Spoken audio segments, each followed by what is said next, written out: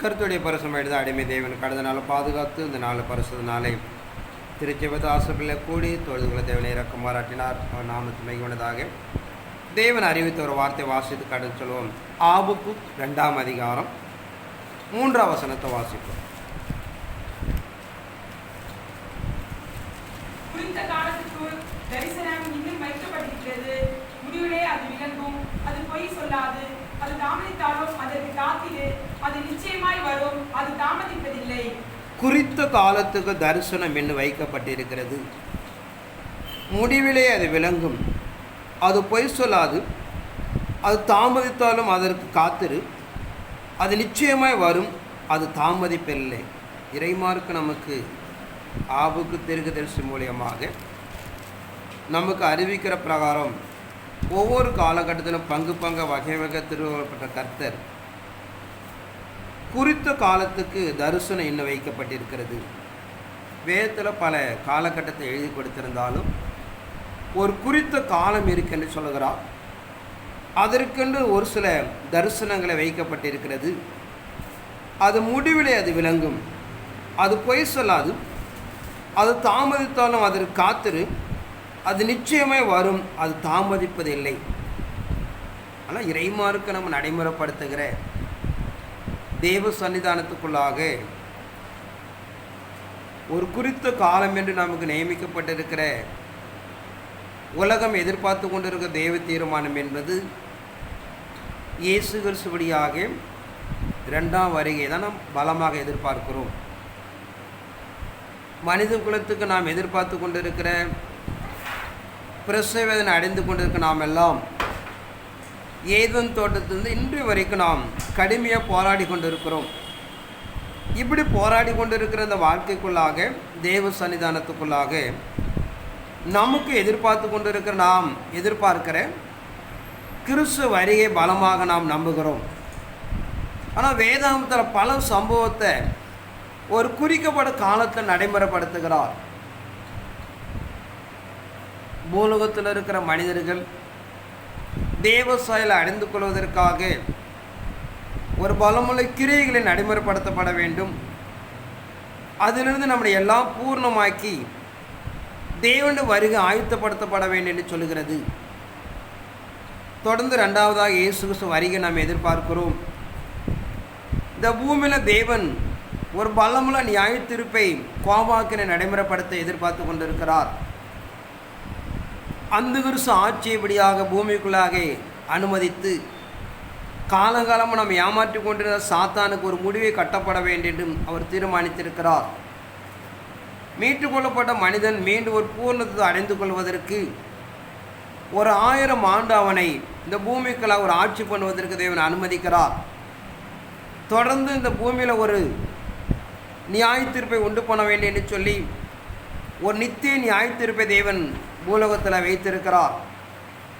அடுத்தபடியாக நாம் எதிர்பார்க்கிற ஏதேன் தோட்டம் போல மனிதன் வீடு காணப்பட வேண்டும் என்பதற்காக நமக்கு ஒரு புதிய பூமி என்று சொல்லப்படுகிற என்றும் அழியாத ஒரு ராஜ்யத்தை நமக்கு நடைமுறைப்படுத்த இப்படிப்பட்ட அநேக சம்பவத்தை ஒரு குறித்த காலத்தில் தேவன் நம்ம வைத்திருப்போம் என்பதை நம்ம அறிந்து கொள்ளப்பட வேண்டும். நம்ம எதிர்பார்க்கிற பூமியில் இருக்கிற பாடுகள், நிந்தைகள், அவமானத்தை தாங்க முடியாமல் இதை இயேசு வந்தால் போதும் என்று மாத்திரம் நம்ம எதிர்பார்த்து கொண்டு இருக்கிறோம். ஆனால் இறைமார்க்கு அப்படி அல்ல. இறைமார்க்கு நமக்கு பல சம்பவத்தில் திட்டம் செய்திருக்கிறார். மனிதக்குள்ளம் எதிர்பார்க்கிற ஒரு மீட்பை மாத்திரம் நம்ம எதிர்பார்த்து கொண்டு இருக்கிறோம். ஆனால் தேவ தீர்மானம் என்பது இறை சன்னிதான ஆதீனத்தில் மறைந்திருக்கிற நிலை பிரகாரம் ஏதோ மனிதன் மாத்திரம் ஒரு மீட்பு கொடுப்பது மாத்திரம் அவருடைய வாழ்க்கையில் பிரதாக எண்ணப்படலை. இந்த பூமிக்குள்ளாக மனிதன் செய்கிற அக்கிரம பாவங்களுக்கு ஒரு தண்டனை கொடுக்கப்பட வேண்டும். தெய்வத்திடத்தை பின்பற்றாமல் தன் மனம் போகிற போக்கில் காணப்பட்ட மனிதனை ஒரு நிரந்தர தண்டனைக்குள்ளாக அனுப்பப்பட வேண்டும். மனிதனுக்கு ஏதோ என்ன தீர்மானித்திருந்தாரோ அப்படிப்பட்ட ஒரு அழியாத வாழ்க்கையை திரும்பி கொடுக்கப்பட வேண்டும். அவர் ஒரு பெரிய லிஸ்ட்டு வச்சிருக்கிறார். நமக்குரிய வேதனை என்னன்னு பார்த்தீங்கன்னா, இந்த பூலோகத்தில் வாழ்க்கையில் இருந்து நான் தப்பிச்சு பாதுகாத்து ஓடினா போதுன்னு நினைக்கிறோம். ஆனால் இறைவன் நம்மளோட பல திட்டங்களை வைத்திருக்கிறார். நான் கண்ணுக்கு முன்பாக தான் எதிரிகளை அழிக்கப்பட வேண்டும். கண்ணுக்கு முன்பாக தன் எதிரிகள் எப்படியாக நித்தியம் ஆக்கினுக்குள்ளாக நடைமுறைப்படுத்தப்பட வேண்டும் என்று தேவன் அநேக திட்டங்களை வைத்திருக்கிறார். அதனால் இறைமாருக்கு நாம் சொல்லுகிற பிரகாரம் ஒரு குறித்த காலம் என்று சொல்லுகிறார். அது எப்போனா கடைசி காலத்தில் விளங்கும் என்று சொல்லுகிறார். இல்லை, ஆம்புக்கு சொல்லப்படுகிற ஒரு குறித்த காலம் என்பது கடைசி காலத்தை அவர் திட்டம் பண்ணுவதாக நாம் இறைமார்க்கம் சொல்லுகிறது. பிரசங்கி 3ஆம் அதிகாரம் 1 வாசிப்போம்.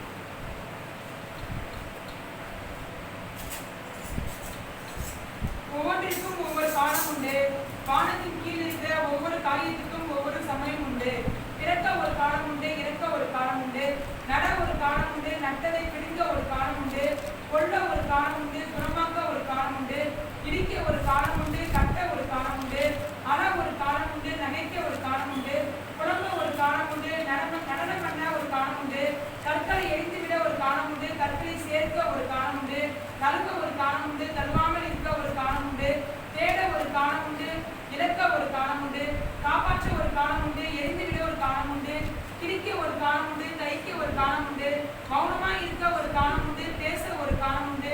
சிநேகிக்க ஒரு காலம் உண்டு, பகைக்க ஒரு காலம் உண்டு.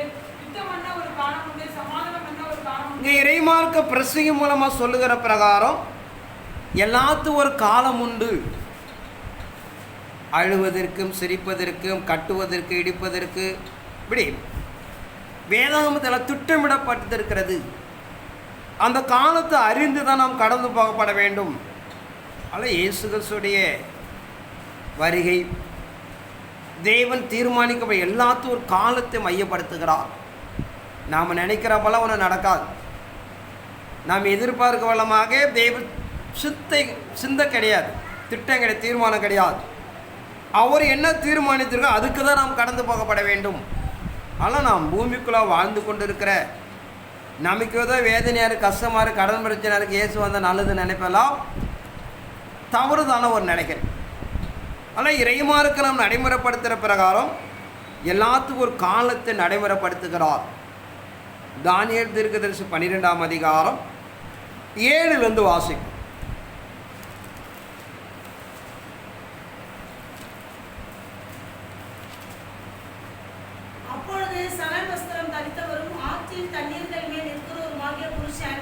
தம்முடைய வலது கரத்தையும் தம்முடைய இடது கரத்தையும் வானத்துக்கு நேராக ஏறெடுத்து ஒரு காலமும் காலங்களும் அரைக்காலமும் செல்லும் என்றும் பரிசுத்த ஜனங்களின் வல்லமை சிதறடித்தல் முடிவு பெறும்போதே இவைகள் எல்லாம் நிறைவேறி தீரும் என்று என்றென்றைக்கும் ஜீவித்திருக்கிற பேரில் ஆணையிட கேட்டேன்.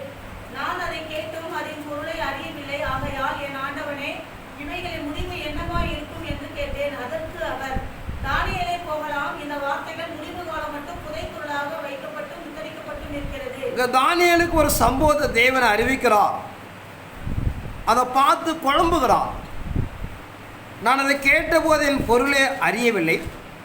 ஆகியால் என் ஆண்டவனை என் முடிவு என்னமாயிருக்கு என்று கேட்டேன். அதற்கு அவன், தானியேலே போகலாம், இந்த வார்த்தையின் முடிவு காலம் மட்டும் புதைய பொருளாக வைக்கப்பட்டு முத்திரிக்கப்பட்டு இருக்கிறது. ஆனால் இறை சமூகம் சொல்லப்படுகிற பிரகாரம் அவன் பார்த்து அந்த சம்பவத்தை ஆசைப்படுகிறான்.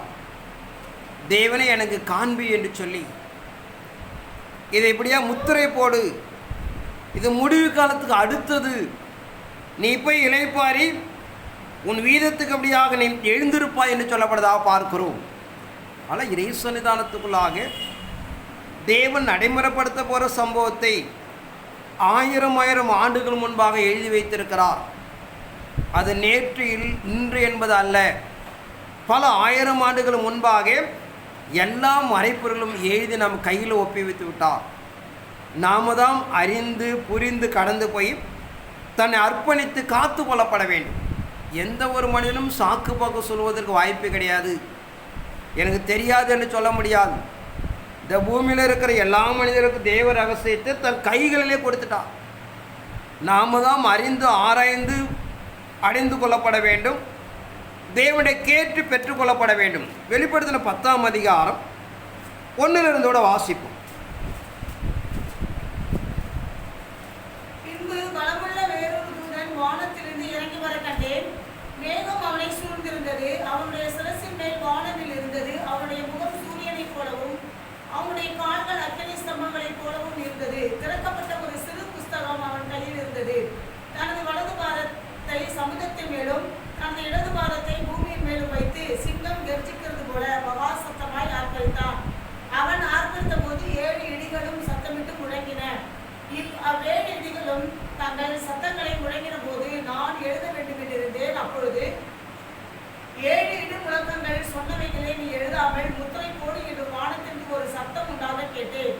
சமுத்திரத்தின் மேலும் பூமியின் மேலும் இருக்கிறதாக நான் கண்ட தூதன் தன் கையை வானத்துக்கு நேராக உயர்த்தி, இனி காலம் செல்லாது, ஆனாலும் தேவன் தம்முடைய ஊழியக்காரராகிய தீர்க்கதரிசிகளுக்கு சுவிசேஷமாக அறிவித்தபடி 7ஆம் தூதனுடைய சத்தத்தின் நாட்களிலே அவன் எக்காலம் ஊதப்படுகிற போது தேவ ரகசியம் நிறைவேறும். இங்கே ஒரு சம்பவத்தை நாம் அறிந்து கொள்ளப்பட வேண்டும். என்ன சொல்லியிருக்கா என்பதை பார்க்கணும்.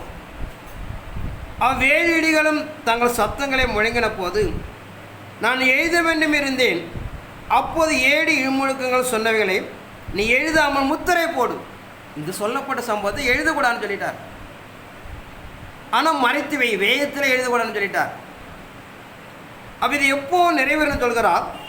சமுத்திரத்தின் மேலும் பூமியின் மேலும் நிற்பதான கண்ட தூதன் தன் கையை வானத்துக்கு நேராக உயர்த்தி, இனி காலம் செல்லாது, ஆனால் தேவன் தமிழத்தை ஊழியக்காராக தீர்க்கதரிசி சுவிசேஷம் அறிவித்தபடி 7ஆம் தூத சத்து நாட்களே அவன் எக்காலம் ஊதரும் தேவ ரகசியம் நிறைவேறும். ஒன்று எழுதி முத்திரை போட்டு வச்சிட்டார், ஒன்று யோவானுக்கு அறிவிக்கிறார். ஆனால் என்ன பண்ணாத, வேதத்தில் எழுதாத. அது 7ஆம் தூடைய நாட்களை நிறைவேறும் என்று சொல்லுகிறார். ஆனால் வேதத்தில் எல்லாம் எழுதிலாம் கொடுத்து என்ன நாம் சொல்ல முடியாது. எத்தனையோ காரியங்களும் தேவனுடைய ஆதீனத்திலே வைத்திருக்கிறார். அது 7ஆம் தூடைய நாட்களை தான் வெளிப்படும். இப்படிப்பட்ட ஒரு சில சம்பவத்தை இறைமார்க்க நடைமுறைப்படுத்துகிற பிரகாரம் நமக்கு எழுதி வெளியரங்கமாக கொடுத்திருக்கிறார். ஒரு சிலதை எழுதி மறைத்து வைத்திருக்கிறார், ஒரு சில அறிவித்திருக்கிறார். காலத்தில் மாத்திரம் அது வெளியே வரும். அது 7ஆம் தூய நாட்களில் தான் அந்த 3ம் சர்க்குலேட் ஆகிறது. ஒன்று வெளியரங்கமாக எழுதப்பட்ட ரகசியமும், முத்திரை போட்டிருக்கிற ரகசியமும், தேவ ஆதீனத்தில் சில என்ன வைத்திருப்பதாக சொல்லப்படுகிற இந்த 3 சம்பவம் பார்த்திங்கன்னா கடைசி காலம் என்று சொல்லப்படுகிற நம் ஆபகுக்கில் பார்க்கிற பிரகாரம் அது தேவன் இப்படியே மறைத்து வைத்திருக்கிறார். அந்த காலத்தில் தான் அவர் அறிவிப்பார். இப்படிப்பட்ட இறை சன்னிதானத்துக்குள்ள வேதத்தில் எழுதப்படாத ஒரு சில சம்பவத்தை யோவான் காதுகளால் கேட்கிறான். அதை எழுதாதே என்று சொல்லுகிறார். அதில் தேவ சன்னிதான இறைமார்க்கு நாம் நடைமுறைப்படுத்துகிற பிரகாரம் ஒரு பாஸ் கேட்டார், கொஞ்சம் ஞானம் சொன்னால் அப்படியே பர்டிகுலராக எழுதிட வேண்டியதானே, திருவுதுன்னா அப்படி நேராக எழுதிட்டா எங்களுக்கு பிரச்சனை இருக்காதில்ல அப்படின்னு ஒரு கேள்வி கேட்டார். அப்படி எழுதியிருந்தால் யார் கடைசி கால சாப்பாடு தெரியாமல் போயிடும். ஆனால் கடவுள் அங்கங்கே பிரித்து வைத்திருக்கிறார். ஆவியானவரே இது ஒன்று இணைக்கப்படுவதாக சொல்லப்படுகிறது. அல்ல இறைமார்க்கம் எல்லாம் ஒன்றாயிடுவார்கள். நான் பலமுறை சொன்ன ஒரு விஷயங்கள் உண்டு. திடீர்னு வானத்தில் இயேசு வந்து நின்று நான் தான் உலக ரட்சகர்னு சொன்னால் உலகம் என்ன பண்ணிடும்? ஒரு நிமிஷத்தில் மனமாயிடுவாங்க. இதுக்கு போய் உபவாச ஜாபம் தேவையில்லை, ஞாயிற்றுக்கிழமை ஜாபம் தேவையில்லை, ஊடி விடா போய் நம்ம உதப்பட்டு வர வேண்டிய அவசியமே இல்லை. ஒரே செகண்டில் உலகம் ரட்சித்து போயிடும். ஆனால் துன்மார்க்கனும் சன்மார்க்கனுக்கும் பாவிகளுக்கு நீதிமானுக்கும் வித்தியாசமாக போயிடும். பிரயாசப்பட்டு ஓடிக்கொண்டு இருக்கிற நமக்கும் நேற்று வரும் பாவம் அப்படியே சரணடைஞ்சிருவான். எப்படி அவர் நியாய தீர்ப்பு கொடுக்க முடியும்? எப்படி சத்தியத்தை நிலைப்படுத்த முடியாது. அதான் தேவன் உலகத்தை ரட்சிப்பதற்கு ஒரே ஒரு நிமிஷம்தான். நம்ம நினைக்கிறப்பெல்லாம் கிடையாது. அவர் வானத்து நின்று நான் தான் உலக ரட்சனை அவர் சொல்ல வந்து அவன் தடுக்க முடியும்? நீ நின்று சொல்லக்கூடாதுன்னு சொல்லிட்டு அப்படி சொன்னால் ஒரே நிமிஷத்தில் உலகம் ரட்சிப்பு அடைந்து விடும். நீ இறை சமூகத்தில் பார்த்தீங்கன்னா அருமரட்சகர் இயேசு பூமியில் பிறந்து 33 ஆண்டுகள் வாழ்க்கை நடத்துகிறார். 3 ஆண்டுகள் கிரியை செய்கிறார். அவர் கிரியை செய்கிற நாட்கள் வரைக்கும் பார்த்தீங்கன்னா உலகம் மீட்பு கம்மி தான். ஆனால் அவருடைய மரணத்துக்கு பிறகு தான் மீட்பு உலகம் முழுவதும் கடந்து போகிறது. அதுக்கு முன்புலாம் கிடையாது. இப்படிப்பட்ட நிலைகள் பார்த்தீங்கன்னா நாம் சிந்திக்கிறப்போல தேவன் ரட்சிப்பு என்பது ஒரு பெரிய ஒரு நிமிஷம்தான். நம்ம நினைக்கிறவங்கள ஒன்றும் கிடையாது. ஆனால் தேவன் அப்படி தீர்மானித்தால் எல்லாரும் ஒன்றாக்கப்படுவார்கள். எல்லா ரட்சிக்கப்பட பாவிக்கும் நீதிமான்களுக்கும் பரிசுத்தம் என்ன வித்தியாசம் இல்லாமல் போயிடும். அதன் அடிப்படை போல தான் வேதம்படியாக ஒரு காலகட்டத்தை நிர்ணயித்து அதன் அடிப்படை சுவிசேஷத்தை அறிவித்து அதை மீட்பு நடைமுறைப்படுத்துகிறார் என்று பார்க்கிறோம். நம்முடைய பிரயாசங்கள் ஒரு பங்கு இருந்தாலும் அதனால் மீட்பு அல்ல. 2 இசைந்து தான் கடந்து போகிற தேவனுடைய தீர்மானங்களும் மனிதனுடைய பிரயாசம் இசைந்து தான் அந்த நடைமுறைப்படுத்துகிறார். நீங்கள் வேதத்தில் பார்க்குறோம். இயேசு கிறிஸ்துடைய ஊழிய காலத்தில் லூக்கா 18 ஒரு சம்பவத்தை பார்க்கிறோம்.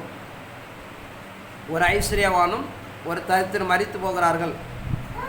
அந்த ஐஸ்வர்யவான் சொல்லுகிறான், நான் போய் என்ன சகோதரர் இருக்கிறாங்க, நான் போய் சொன்ன என்ன பண்ணுவாங்க, அவங்க ரட்சிக்கப்பட்டு நான் அடைகிற உபத்திரத்தில் என்ன பண்ண மாட்டாங்க, அவள் அடையாமல் மீட்பு அடைந்து கொள்வார் என்று சொல்லுகிறான். உண்மைதான், அவன் கேட்கிற கேள்வி சரியான கேள்விதான். ஆனால் இறைமார்க் என்பது தீர்மானிக்கப்பட்டிருக்கிறது.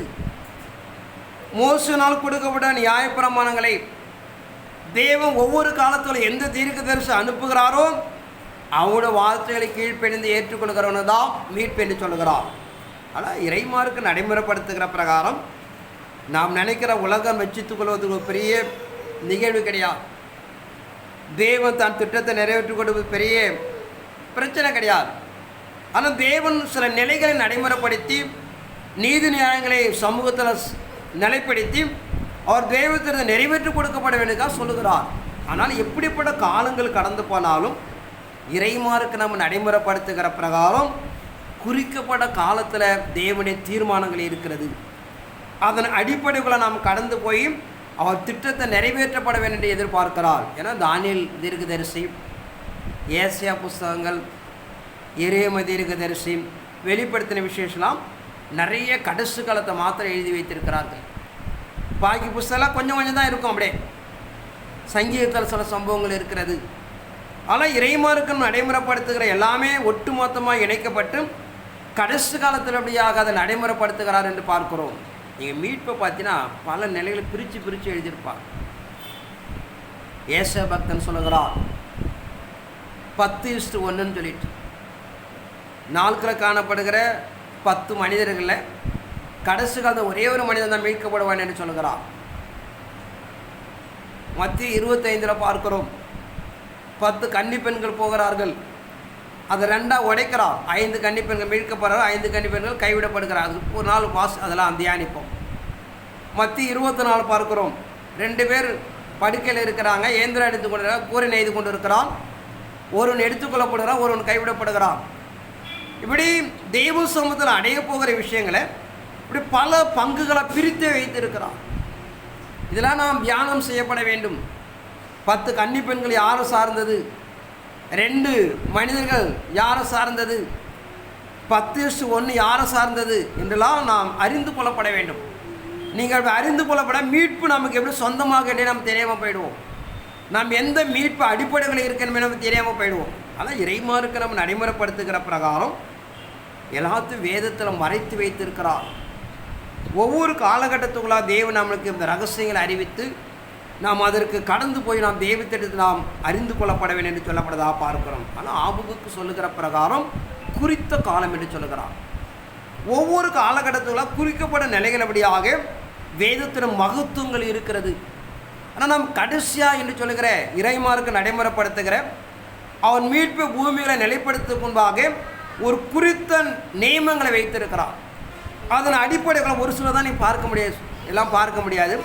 முதலாவது நம் தேவனுடைய நாட்களை சந்திப்பதற்கு முன்பாக ஒரு கிரியைகளை நடைமுறைப்படுத்துகிறார். மீகா 4ஆம் அதிகாரம் 1 வாசிப்பு.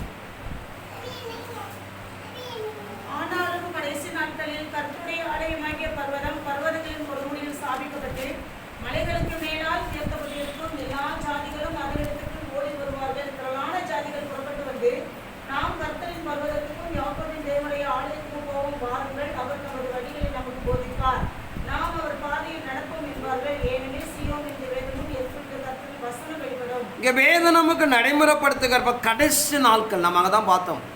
ஆபுக்கள் சொல்லுகிற பிரகாரம் கடைசி நாட்கள் சில முத்திரை போட்டு வைத்திருக்கிறார்.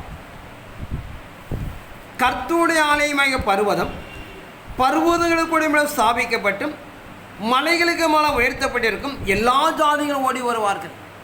இறைமாருக்கு நம்ம நடைமுறைப்படுத்துகிற கடைசி காலத்தான சரீரமாக சபை. பூமி மலை என்பது தேவனுடைய பர்வதம் என்பது சபை. பூமியில் இருக்கிற எல்லா பர்வதங்களுக்கு மேலாக உயர்த்தப்பட்டிருக்கும். எல்லா ஜாதிகளும் ஓடி வருவார்கள். திரளான ஜாதிகளை புறப்பட்டு வந்து நாம் கர்த்தருடைய பர்வதத்துக்கும் யாக்கோபுடைய தேவனுடைய ஆலயத்துக்கு போவாருங்கள், தமது வழிகளை நமக்கு போதிப்பார். நாம் எப்படி நடக்கப்பட வேண்டும், நாம் எப்படி வாழப்பட வேண்டும், நாம் எப்படி கடவுள் பிரியமாக இருக்கப்பட வேண்டும் என்று அவர் போதிப்பார். ஏனெனில் சீயோனிலிருந்து வேதமும் எருசலேமிலிருந்து கர்த்தருடைய வசனம் வெளிப்படும். கடைசி கால மனவாட்டி என்பது தேவனுடைய வசனங்கள் பங்கு பங்காக வெளியரங்கமாக்கப்படும். அதை அறிந்து தான் அர்ப்பணித்துக் கொள்கிற ஒரு வழிகளை திறந்து கொடுப்பார்கள் என்று பார்க்கிறோம். ஆனால் கடைசி கால சபை என்பது பூமியில் இருக்கிற எல்லா மலைகளுக்கான உயர்த்தப்பட்டிருக்கும். தேவனுடைய வசனங்கள் அறிவிக்கப்படும். தேவனுடைய மகத்துவங்களை அறிவித்தபடியாக நம் பாதைகளை செவ்வைப்படுத்தப்படும் என்று சொல்கிறது. வெளிப்படுத்தின 12ஆம் அதிகாரம் 7 வாசிப்போம். வானத்திலே யுத்தம் உண்டாச்சு. மிகாவேலும் அவனை சார்ந்த தூதர்களோ வலுசர்ப்பத்தோட யுத்தம் பண்ணினார்கள். வலுசர்ப்பமும் அதை சார்ந்த தூதரும் யுத்தம் பண்ணியும் ஜெயம் கொள்ளவில்லை. வானத்தில் அவர்கள் இருந்த இடமும் காணப்படாமல் போயிற்று. உலக மனத்தையும் மோசம் போகிற பிசாசு என்னும் சாத்தான் என்றும் சொல்லப்பட்ட பழைய பாம்பாகிய பெரிய வலுசர்ப்பம் தள்ளப்பட்டது. அது பூமியிலே விழ தள்ளப்பட்டது. அவர்கள் கூட அதை சார்ந்த தூதரும் தள்ளப்பட்டார்கள். அப்பொழுது வானத்திலே ஒரு பெரிய சத்தம் உண்டாகி, இப்பொழுது ரட்சிப்பும் வல்லமையும் தமது தேவனுடைய ராஜ்யமும் அவருடைய கிறிஸ்துவின் அதிகாரமும் உண்டாயிருக்கிறது. இரவும் பகலும் தம்முடைய தேவனுக்கு முன்பாக நம்முடைய சகோதரன் பேர் குற்றம் சுமத்தும் பொருட்டு அவர்கள் பேர் குற்றம் சாட்டுகிறவன் தாழ தள்ளப்பட்டு போனான். மரண நிலைகளாக இருந்தாலும் அதற்கு தப்பும்படி தங்கள் ஜீவனையும் பாராமல் ஆட்டுக்குடி ரத்தத்தினாலும் தங்கள் சாட்சியின் வசனத்தினாலும் அவனை ஜெயித்தார்கள். ஆகையால் பரலோகங்களே, அவர்கள் வாசமாய் இருக்கிறவர்களே களி கூறுங்கள். பூமியிலும் சமுத்திரத்திலும் குடியிருக்கிறவர்களே ஐயோ, பிசாசானவன் தனக்கு கொஞ்ச காலம் மாத்திரம் உண்டென்று அறிந்து மிகுந்த கோபம் கொண்டு உங்களுக்கு இறங்கினபடியால் உங்களுக்கு ஆபத்து வரும் என்று சொல்ல கேட்டேன். இங்கே ஒரு சம்பவத்தை பார்க்கிறோம்.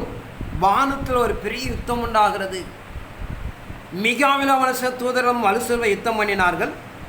வலுசர்ப்பும் அவனை தூதரும் யுத்தம் பண்ணி ஜெயம் கொள்ளப்படவில்லை. வானத்தில் இருந்த இடம் காணப்படாமல் போயிற்று. 2ஆம் வானமாகிய மத்திய வானத்தில் ஒரு சண்டை நடக்கிறது. அந்த சண்டையில் எப்படியாக மிகாவேல் என்று சொல்லப்படுகிற பிரதான தூதனாகிய அவனோடு சேர்ந்தபடியாக ஒரு குறிப்பு யுத்தத்தை பண்ணுகிறார்கள். மத்தியவாந்த சாத்தான் பூமியில் தள்ளப்பட்ட பிறகுதான் 10ஆம் வசனம் மீது வாசிப்போம். அப்பொழுது வானத்திலே ஒரு பெரிய சத்தம் உண்டாகி, இப்பொழுது ரட்சிப்பும் வல்லமையும் நமது தேவனுடைய ராஜ்யமும் அவருடைய கிறிஸ்துவின் அதிகாரமும் உண்டாயிருக்கிறது. இரவும் பகலும் நம்முடைய தேவனுக்கு முன்பாக நம்முடைய சகோதரர்கள் குற்றம் சுமத்தும் பொருட்டு அவன் தள்ளப்பட்ட பிறகு வானத்தில் ஒரு சத்தம் உண்டாக சொல்லுகிறது, ரட்சிப்பு வல்லமை தம் தேவனுடைய ராஜ்யம் அவருடைய கிறிஸ்துவோட அதிகாரம் உண்டாயிருக்கிறது. மத்தியமாந்தரம் சாத்தான் பூமியில் தள்ளப்பட்ட பிறகுதான் ஒரு விடுதலை கிடைக்கிறது, ஒரு வல்லமை உண்டாகிறது, கிறிஸ்துவோட ராஜ்யம் பூமியில் ஸ்தாபிக்கப்படுகிறது. 12ஆம் வசனத்தை வாசிப்போம். ஆகையால் பரலோகங்களே, அவைகளில் வாசமாய் இருக்கிறவர்களே களி கூறுங்கள். பூமியிலும் சமுத்திரத்திலும் குடியிருக்கிறவர்களே ஐயோ, பிசாசானவன் தனக்கு கொஞ்ச காலம் மாத்திரம் உண்டென்று அறிந்து மிகுந்த கோபம் கொண்டு உங்களிடத்தில் இறங்கினபடியால் உங்களுக்கு ஆபத்து வரும் என்று சொல்ல கேட்டேன். ஆகையால் பரலோகங்களே, அவள் வாசமாக இருக்கிறவர்களே களி கூறுங்கள். அவன் தள்ளப்பட்ட பிறகு ஒரு பெரிய உபத்திரம் உண்டாகிறது. அந்த உபத்திரம் ஒரு பெரிய மீட்பு அடைகிறோம். அந்த ஜனங்களை பார்த்து சொல்லுகிறார் பரலோகங்களே என்று சொல்லி. குறைந்த காலங்களை அறிந்து என்பதனாலே அவன் கோபம் கொண்டு இறங்குகிறான். 13ஆம் வசனத்தை வாசிப்போம்.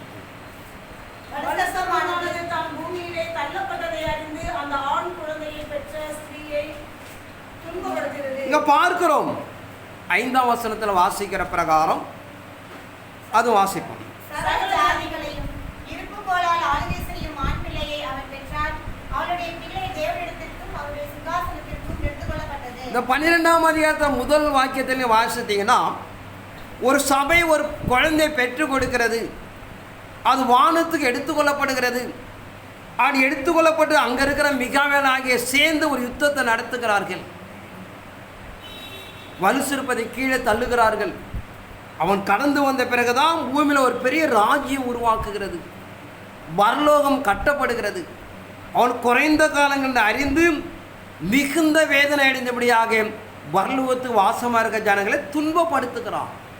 ஆனால் இறைமார்க்கம் நடைமுறைப்படுத்துகிற பிரகாரம்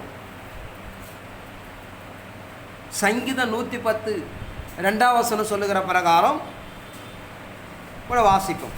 1-2 சேர்த்தோட வாசிப்போம். கர்த்தரின் ஆண்டவரை நோக்கி, நான் உம்முடைய சத்துருக்களை உமது பாதபடியாக்கி போடும் வரைக்கும் நீர் என்னுடைய வலது பார்சத்திலே உட்காரும் என்றார். கர்த்தர் ஆண்டவரை நோக்கி, உன் சத்துருவை பாதபடியாக்கி போடும் வரைக்கும் நீ என்னிடத்தில் வலது பார்த்து உட்கார்ந்து என்று சொல்லுகிறார். அதாவது சத்துருவாகிய கேருப்பை லூசிபரை யார் பாதபடியாக்கி போடுவது?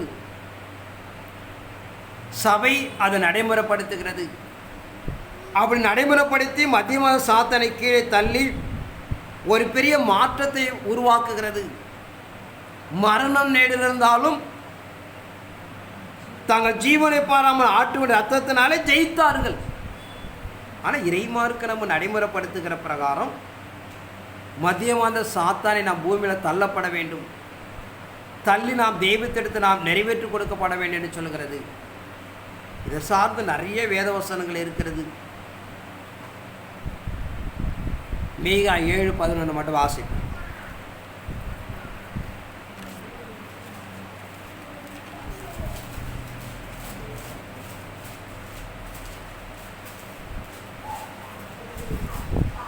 உன் மதிமகளை எதிர்க்கும் நாள் வருகிறது. அக்காலத்திலே பிரமாணம் வெகு தூரம் பரவிப்போம். அந்நாளிலே அசிரியா முதல் எகிப்து பட்டணங்கள் வரைக்கும், எகிப்து முதல் நதி வரைக்கும், ஒரு சமுத்திரம் முதல் மறு சமுத்திரம் வரைக்கும், ஒரு பர்வதம் முதல் மறு பர்வதம் வரைக்கும் உள்ள ஜனங்கள் உன்னிடத்தில் வருவார்கள். ஆனாலும் தன் குடிகளின் நிமித்தம் அவர்கள் கிரியையுடைய பலன்கள் நிமித்தமும் தேசம் பாழாய் இருக்கும். கர்மேலின் நதிகளை தனித்து வனவாசமாய் இருக்கிற உமது சுதந்திரமான மந்தையாகிய உம்முடைய ஜனத்தை உமது கோலினால் மேய்த்தருளும். பூர்வ நாட்களில் மேய்ந்தது போலவே அவர்கள் பாசானிலும் கீழையாத்திலும் மேய்வார்களாக. நீ எகிப்து தேசத்திலிருந்து புறப்பட்ட நாளில் நடந்தது போலவே உன்னை அதிசயங்களை காண பண்ணுவேன். உன் மதில்கள் எடுப்புக்கு நாட்கள் வருகிறது. அதனால பிரமாணம் வெகு தூரம் பரவி போகும். அதனால அசிரியமாக எய்த்து படங்க வரைக்கும், எய்த்து முதல் நதி வரைக்கும், ஒரு சமுத்திரத்து வரைக்கும், மறு சமுத்திரம் வரைக்கும் ஒரு பட்டியல் இடுகிறார். உலகம் உண்டான முதல் இப்படி கிரியைகள் நடந்ததில்லை என்று சொல்லப்படுதா பார்க்கிறோம். அது ஒப்புமை காமிக்கிறார். நீ எய்த்து புறப்பட நாளில் நடந்தது போல உன்னை அதிசயங்களை காண பண்ணுவேன். மோசே ஒரு 13 அற்புதங்களை செய்து இதுவரைக்கும் யாரும் செஞ்சதே கிடையாது. இப்படி கிரியைகளை நடைமுறைப்படுத்தி இஸ்ரவேல் ஜனங்களை அப்படியாக விடுதலை ஆக்கினார் என்று பார்க்கிறோம். அப்படி நடந்தது போல நடக்கும் என்று வாக்கு கொடுக்கிறார். 1ஆம் நூற்றாண்டு இயேசு கிறிஸ்துடைய ஊழியத்திலேயோ அல்ல அப்போஸ்தலருடைய ஊழியத்தில் அப்படிலாம் நடந்ததே கிடையாது. ஏதோ மரித்தோரை எழுப்பினார்கள், ஒரு சில குணமடைய செய்தார்கள். ஆனால் மோசே நடைமுறைப்படுத்தப்பட இதுவரைக்கும் உலகத்தில் நடந்தது கிடையாது. அப்படிப்பட்ட ஒரு கிரியைகளை நடைமுறைப்படுத்தி என் ஜனங்களை எப்படியாக நான் அழித்து கொண்டு வருவேன். நாட்களை பார்த்தீங்கன்னா நம்ம பட்டணத்திலே ஒருத்தரை மீட்க முடியல, அவ்வளோ கஷ்டப்படுறோம். வேதம் வாக்கு கொடுக்கிற ஒரு சமுத்திரம் தொடங்கி மறு சமுத்திரம் வரைக்கும் தேடி வருவார்கள். ஒரு நதி தொடங்கி மறு நதி வரைக்கும் என்ன பண்ணுவாங்க. இப்படிப்பட்ட ஒரு பெரிய மாற்றத்தை இறை சன்னிதானம் தேவனுடைய நாட்கள் முன்பாக நடைமுறை வைத்திருக்கிறார். ஆனால் இறைமார்க்கம் கடைசி காலத்துக்கென்று ஒரு குறிக்கப்பட்ட சம்பவத்தை வேதத்தில் வடிவமைக்கப்பட்டிருக்கிறது. அதை நடைமுறைப்படுத்த வேண்டும் என்று சொல்கிறார். ஆகாய் 2ஆம் அதிகாரம் 5 வாசிப்போம்.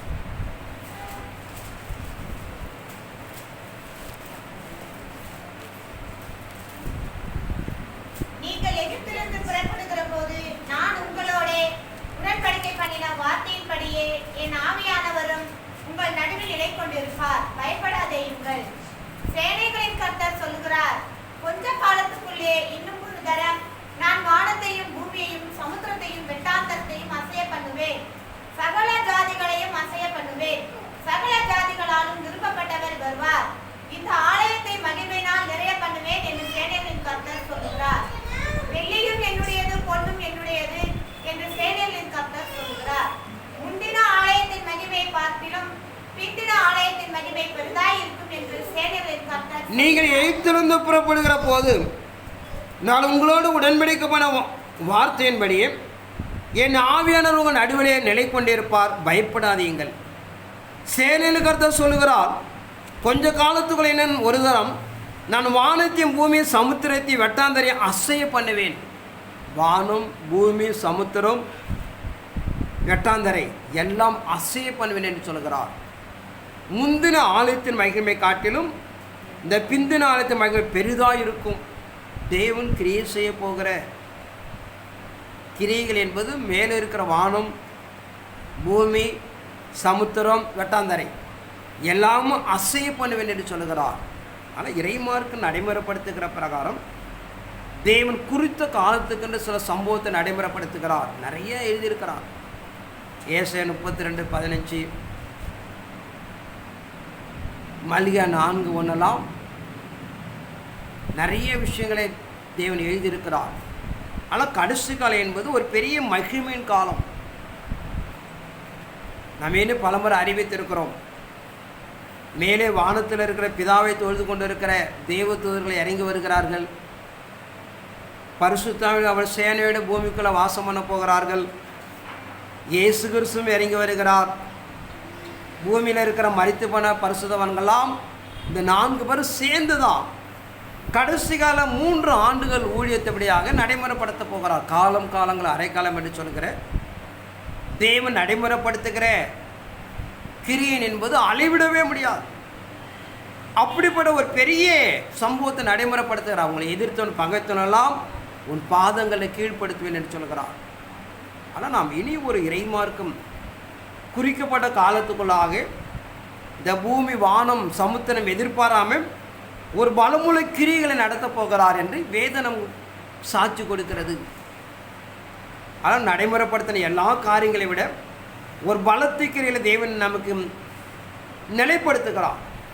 அவருடைய நியாயத்தீர்ப்பு கோபத்து நாட்கள் பலமாக திட்டமிடுகிறது. வெளிப்படுத்தின விசேஷம் 6ஆம் அதிகாரம் 1 வாசி. ஆட்டுக்குட்டியானவர் முத்திரைகளில் ஒன்றை உடைக்க கண்டேன். அப்பொழுது 4 ஜீவன்களில் ஒன்று என்னை நோக்கி, நீ வந்து பார் என்று இடி முழக்கம் போன்ற சத்தமாய் சொல்ல கேட்டேன். நான் பார்த்தபோது இதோ ஒரு வெள்ளக்குதிரையை கண்டேன். அதன் மேல் ஏறி இருந்தவன் வில்லை பிடித்திருந்தான். அவனுக்கு ஒரு கிரீடம் கொடுக்கப்பட்டது. அவன் ஜெயிக்கிறவனாகவும் ஜெயிப்பவனாயும் புறப்பட்டான். அவர் 2ஆம் முத்திரையை உடைத்த போது 2ஆம் ஜீவனானது, நீ வந்து பார் என்று சொல்ல கேட்டேன். அப்பொழுது சோபான வேறொரு குதிரை புறப்பட்டது. அதன் மேல் ஏறி இருந்தவனுக்கு பூமியில் உள்ளவர்கள் ஒருவரை ஒருவர் கொலை செய்யத்தக்கதாக இறை சன்னிதானத்துக்குள்ளாக நிறைய நியாய தீர்ப்பை மையப்படுத்தியிருக்கிறார். அதில் பிரதான 3 நாம் மையப்படுத்துகிறோம். 6 முத்திரைகள், 7ஆம் முத்திரை கடைசியாக கொண்டு போறார். 7 எக்காலங்கள், 7 கோபகலசம் என்று பிரதான நாம் மையப்படுத்துகிறோம். அது மாத்திரம் அல்ல, வெளிப்படுத்த 11ஆம் அதிகாரம் ஒரு பெரிய லிஸ்ட் போடுகிறார். ஆனால் இறைமார்க்கு நாம் நடைமுறைப்படுத்துகிற பிரகாரம் தேவனுடைய கோவாக்கனை இப்போ நாம் ஏற்கனவே சமீபத்தில் பார்த்த பிரகாரம் 4ஆம் முத்திரை காலத்துக்குள்ளாக இருக்கிறோம். வாசிப்பு 7 வாசிப்போம். வெளிப்படுத்த 6:7. அவர் 4ஆம் முத்திரையை உடைத்த போது 4ஆம் ஜீவனானது, நீ வந்து பார் என்று சொல்ல சத்தத்தை கேட்டேன். நான் பார்த்தபோது இதோ மங்கின நிறமுள்ள ஒரு குதிரையை கண்டேன். அதன் மேல் ஏறி இருந்தவனுக்கு மரணம் என்று பெயர். பாதாளம் அவன் பின் சென்றது. பட்டயத்தினாலும் பஞ்சத்தினாலும் சாவினாலும் பூமியின் துஷ்ட மிருகங்களாலும் பூமியின் கார்பங்கில் உள்ளவர்களை கொலை செய்யும்படியான அதிகாரம் அவைகளுக்கு கொடுக்கப்பட்டது. நீங்க ஒவ்வொரு நிகழ்வு பார்த்தீங்கன்னா, 1ஆம் முத்திரை சமாதானத்தை எடுத்து போடுகிறார். 2ஆம் முத்திரை அப்படியே பஞ்சத்தை உண்டாக்குறார். இப்படி ஒன்று இருக்கும். ஆனால் 4ஆம் முத்திரை பார்த்தீங்கன்னா மரணத்தை நடைமுறைப்படுத்துகிறார். இப்படி உடைக்கப்படுகிற ஒவ்வொரு முத்திரை காலத்திலையும் அது யுத்தமாக இருந்தாலும் போர்க்காலமாக இருந்தாலும் அதில் ஒவ்வொன்றுக்கு நிகழ்வு பார்க்கிறோம். ஒரு முத்திரை சமாதானம் எடுத்து போடப்படுகிறது, ஒரு முத்திரை பஞ்சம் உண்டாக்குறது. இப்படி 4ஆம் முத்திரை நீங்கள் பார்த்தீங்கன்னா அதற்கு மரணம், அது பாதாளம், மேலே சொல்லப்பட்ட பஞ்சம், சாவு எல்லாம் உள்ளடங்குகிறது. ஆனால் இறை சன்னிதானம் நடைமுறைப்படுத்துகிற தேவன் கோவாக்கிற இந்த பூமிக்குள்ள நடைமுறைப்படுத்துகிறது. இதெல்லாம் ஒரு சின்ன சின்ன நிகழ்வு தான் இப்போ நம்ம நடைமுறையில் இருக்கிற காலத்தில். இதை விட பெரிய நிகழ்வு கொண்டு போகிறார். வெளிப்படுத்தின 8ஆம் அதிகாரம் 7 வாசிப்போம். முதலாம் தூதன் எக்காளம் ஊதினான். அப்பொழுது இரத்தம் கலந்த கல்மழையும் அக்கினியும் உண்டாகி பூமியிலே கொட்டப்பட்டது. அதனால் மரங்களில் 1/3 வெந்து போயிற்று, பசுப்புல் எல்லாம் எரிந்து போயிற்று. இரண்டாம் தூதன் எக்காளம் ஊதினான். அப்பொழுது அக்கினியால் எரிகிற பெரிய மலை போன்றதொரு ஒன்று சமுத்திரத்திலே போடப்பட்டது. அதனால் சமுத்திரத்தில் 1/3 இரத்தமாயிற்று. சமுத்திரத்தில் இருந்த ஜீவனுள்ள சிருஷ்டிகளில் 1/3 செத்து போயிற்று. கப்பல்களில் 1/3 சேதமாயிற்று. மூன்றாம் தூதன் எக்காளம் ஊதினான். அப்பொழுது ஒரு பெரிய நட்சத்திரம் தீவெட்டியை போல எரிந்து வானத்திலிருந்து விழுந்தது. அது ஆறுகளில் 1/3 மேலும் நீரூற்றுகள் மேலும் விழுந்தது. அந்த நட்சத்திரத்திற்கு 8 என்று பெயர். அதனால் தண்ணீர் 1/3 8 போல கசப்பாயிற்று. இப்படி கசப்பான தண்ணீரினால் மனுஷரில் அநேகர் செத்தார்கள். நான்காம் தூதன் எக்காளம் ஊதினான். அப்பொழுது சூரியனில் 1/3 சந்திரனில் 1/3 நட்சத்திரனில் 1/3 சேதப்பட்டது. அவற்றில் 1/3 இருளடைந்தது. பகலிலும் 1/3 பிரகாசம் இல்லாமல் போயிற்று. இரவிலும் அப்படியே ஆயிற்று. பின்பு ஒரு தூதன் வானத்தின் மத்தியிலே இறைமார்க்கு நம்ம நடைமுறைப்படுத்துகிற முதலாம் தூதன் எக்காளம் ஊதினான். அப்போ ரத்தம் கலந்த கண்மழை அக்கினி உண்டாகி பூமியில் கொட்டப்பட்டது. அதனால் மரங்களை 3/4 வெந்து போயிற்று. இரண்டாம் தூதன் எக்காளம் ஊதினான். அக்கினினால் ஏறிய பெரிய மலை போன்ற சமுத்திரத்தை போடப்பட்டது. அதனால் சமுத்திரத்தை 3/4 ரத்தமாயிற்று. இப்போ நடக்கிற நடைமுறை பார்த்தீங்கன்னா இது ரஷ்யா, லெபனான், இஸ்ரேல் இப்படிப்பட்ட ஒரு சில நாடுகளை நடக்கிறது. இந்த நிகழ்வை நீங்கள் பார்த்தீங்கன்னா பெட்ரோல் விலை ஏறுது இறங்குது, பஞ்சம் ஒரு பக்கம், ஒரே ஒரு சின்ன ஒரு கொள்ள நோய் உண்டானது, பல தேசங்கள் இப்படியாக பொருளாதாரம் பாதிக்கப்பட்ட வறுமை உண்டானது பார்க்குறோம். ஆனால் இங்கே சொல்ல போகிற சம்பவம் வாழ்க்கை கொஞ்சம் யோசித்து பாருங்களா. 1/3 அழிக்கப்படுகிறது. சமுத்திரத்தில் 1/3 அழிக்கிறது. மனிதன் வாழ்கிற வாழ்க்கையில் 1/3 அழிக்கப்படுகிறது. பூமியில் இருக்கிற தண்ணீரெல்லாம் ரத்தமாக மாறுகிறது. பூமியில் இருக்கிற தண்ணீரெல்லாம் கசப்பாக மாறுகிறது. இந்த காலகட்டத்தில் மனிதன் வாழுகிறான். இந்த காலத்தில் மற்ற நாம் வாழப்போகிறோம். இந்த காலத்தை நாம் சந்திக்க போகிறோம். நம்முடைய நிலைப்பாடுகளை குறித்து யோசித்து பாருங்கள் எப்படி இருக்குன்னு சொல்லிட்டு. ஆனால் இறைமார்க்கு நடைமுறைப்படுத்துகிற பிரகாரம் எகிப்தில் இஸ்ரேலுக்கும் எகிப்துக்கும் வித்தியாசம் காண்பித்தது போல கோசேன்கிற பட்டணத்தில் அந்த ஜனங்கள் இருந்த பகுதியில் மாத்திரம் தேவனை கோமாக்கனை உண்டாகாமல் காப்பாற்றி கொடுத்தார் என்று பார்க்கிறோம். ஆனால் இறைமார்க்கு நடைமுறைப்படுத்துகிற ஏதோ உங்களை பயமுறுத்துவதை நீங்கள் நினைத்து கொள்ளப்பட வேண்டாம். வேதம் சொல்லி இருப்பதை அப்படி நாம் நடைமுறைப்படுத்த போகிறார். நாம் அந்த காலத்தில் சிக்க போகிறோம். உங்களையும் உங்கள் குடும்பங்களை யார் காப்பாற்ற போகிறார் என்பதை நீங்கள் அறிந்து கொள்ளுங்கள். ஆனால் இறைமார்க்கு நாம் நடைமுறைப்படுத்துகிற பிரகாரம் தெய்வ சன்னிதானத்துக்குள்ளாக ஒரு கடினமான காலத்து நோய்க்கு நாம் கடந்து செல்ல போகிறோம். இந்த சம்பவம் நடைமுறைப்படுத்தவில்லை, இயேசு வரமாட்டார். இப்படிப்பட்ட ஒரு காலத்தை நாம் எதிர்கொள்ள போவதனாலே நம்முடைய வாழ்க்கையில் நாம் நிதானித்து கொள்ளப்பட வேண்டும். ஏதோ ஒரு நீண்ட அடுத்த சந்ததி இருந்தால் நம்ம பிரச்சனை, நம்முடைய காலத்தில் தான் நடக்க போகிறது. நாம் இந்த சம்பவத்தை கண்களால் காணப்பட போகிறோம். இப்படிப்பட்ட சூழ்நிலைக்குள்ளாக இறைமார்க்கம் ஒரு குறிக்கப்பட்ட காலத்தில் தேவனை எழுதி வைத்திருப்பதனாலே நடைமுறைப்படுத்தி கொடுக்கப்படுவதனாலே நம்முடைய வாழ்க்கையெல்லாம் நீங்கள் புரிந்து கொள்ளப்பட வேண்டும். யோவேல் தீர்க்கதரிசி 2ஆம் அதிகாரம் 30 அறிவிப்பு.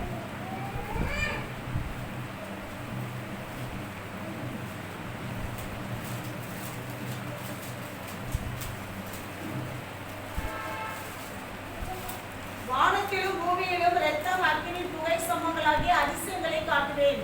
கர்த்தருடைய பெரிதும் பயங்கரமான நாள் வரும் முன்னே சூரியன் இருட்டாகவும் சந்திரன் இரத்தமாகவும் மாறும். அப்பொழுது கர்த்தருடைய நாமத்தை தொழுது கொள்கிறவன் எவனோ அவன் ரட்சிக்கப்படுவான். கர்த்தர் சொன்னபடி சீயோன் பர்வதத்திலும் எருசலேமிலும் கர்த்தர் வரவழைக்கும் மீதியாய் இருக்கிறவரிடத்திலும் ரட்சிப்பு உண்டாய் இருக்கும். வானத்திலும் பூமியிலும் ரத்தம், அக்கினி, புகஸ்தம்பமாகிய அதிசயங்களை காட்டுவேன். கர்த்தருடைய பெரிதும் பயங்கரமான நாள் வருமுன்னே சூரியன் இருளாம் சந்திர ரத்தமாக மாறும். அப்போ கர்த்தருடைய நாமத்தை தொழுது கொள்ள எவனோ அவன் ரட்சிக்கப்படுவான். மேலே காணப்படுகிற சூரியன் சந்திரமெல்லாம் அக்கினி புகஸ்தம்பமாகிய மாற்றப்படும். அப்போது கர்த்தருடைய நாமத்தை தொழுது கொள்ள ரட்சிக்கப்படுவான். ஆனால் இயேசு கிறிஸ்து வருகைக்கு முன்பாக இந்த சூரியன் சந்திரமெல்லாம் இருண்டு போகும், ஒளிப்படாத இருக்கும், அக்கினி புகஸ்தம்பமாகிய அதிசயங்களை காட்டுவேன். ஆனால் இறைமாருக்கு நடைமுறைப்படுத்துகிற இப்படிப்பட்ட நாட்களில் அவனுக்கு ரட்சிப்பு உண்டாகுன்னு சொல்லுகிறான்.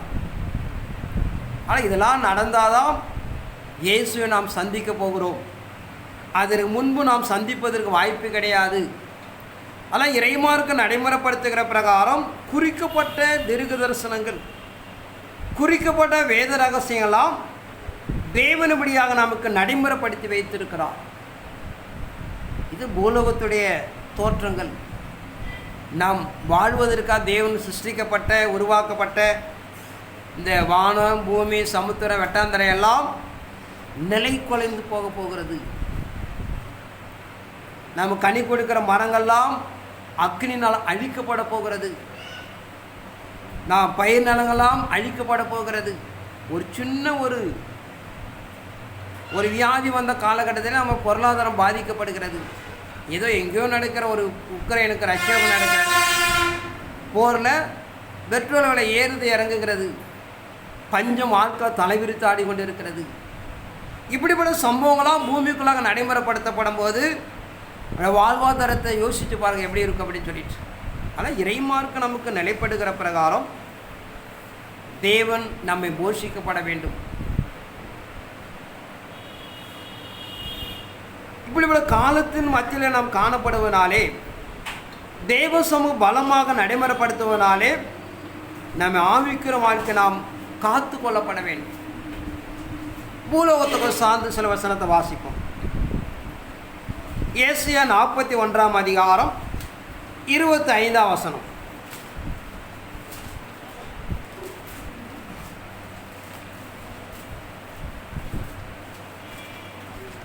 நான் வடக்கே இருந்து ஒருவனை எழுப்புகிறேன், அவன் வருவான்.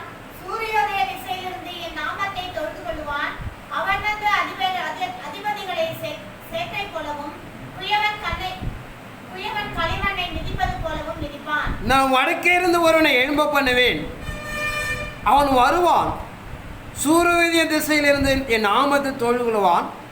அவன் வந்து அதிபதிகளை சேற்றை போல குயவன் களிமண்ணை போல மிதிப்பான். வடக்கு என்று சொல்லப்படுகிற அந்த கிறிஸ்து அவன் கடந்து வந்து அவன் பூமியில் இருக்கிற ராஜாக்களை எல்லாம் அவன் அதிபதியெல்லாம் அழித்து போடுவான். இங்கே நிறைய வடக்குன்னு எடுத்து நிறைய வேதவசனம் இருக்கு. சும்மா 2 மணி நேரம் வாசிப்போம். எரேமியா 46 அதிகாரம் 10 வசனம்.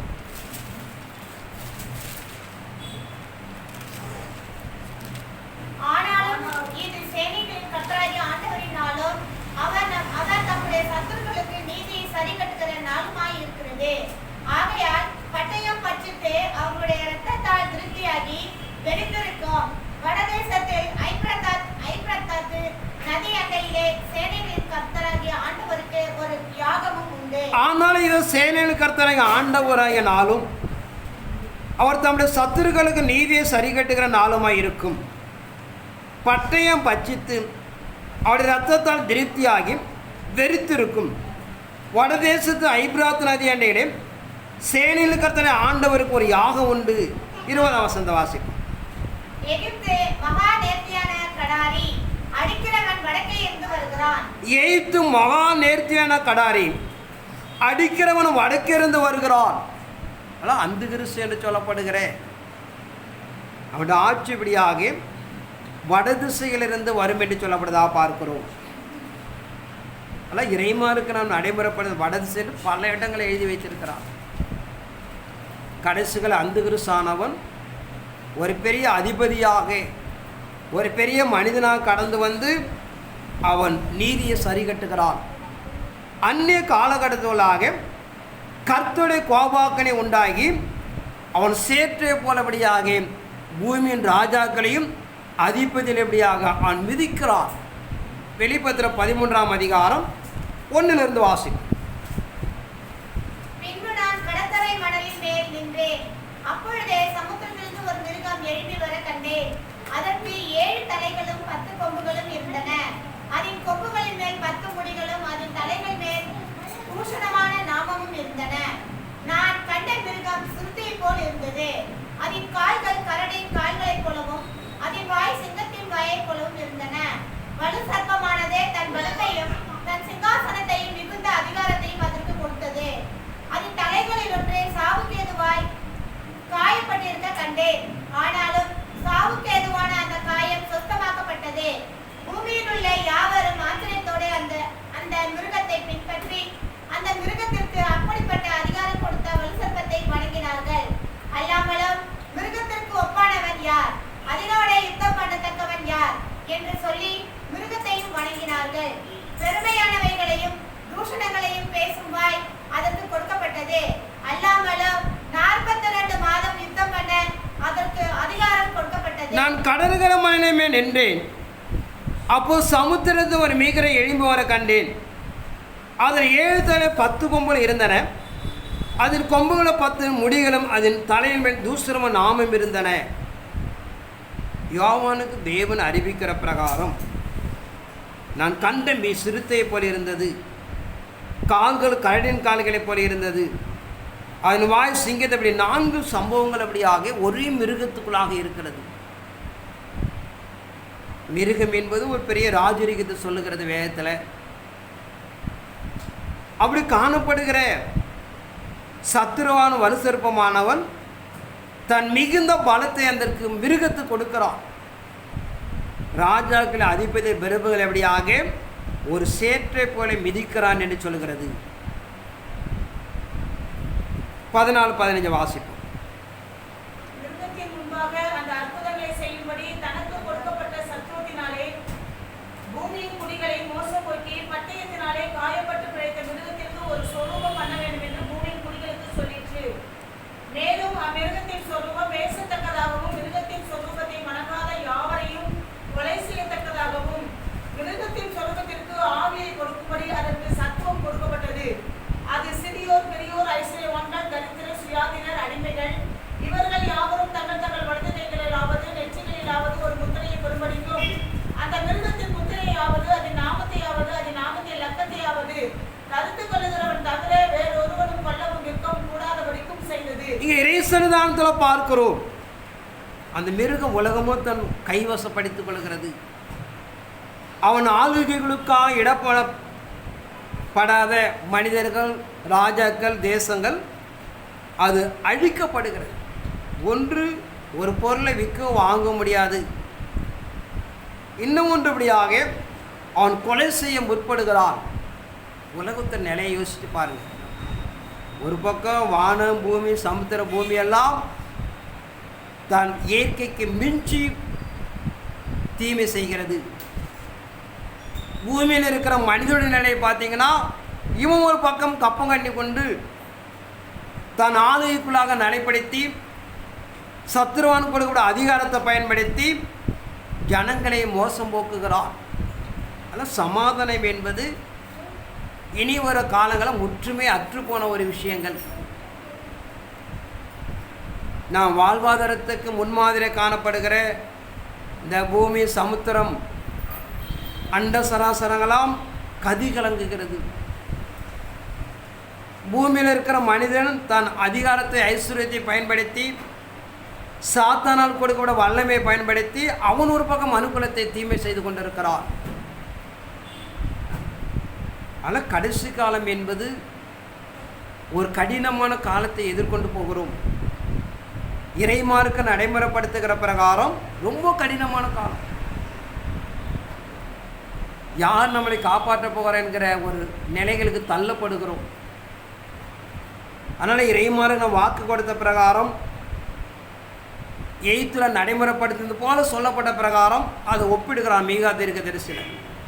இப்போ எய்த்தில் என்ன நடைமுறைப்படுத்தினார்? கோசின் படத்தில் கனவு ஜனங்களுக்கு மாத்திரம் பூமியில் உண்டான தீமைகள் கடந்து போகாமல் பாதுகாக்கப்பட்டார்கள். ஒரு பெரிய வனாந்தர மார்க்கத்தில் வழிநடத்தப்படுகிறார்கள்.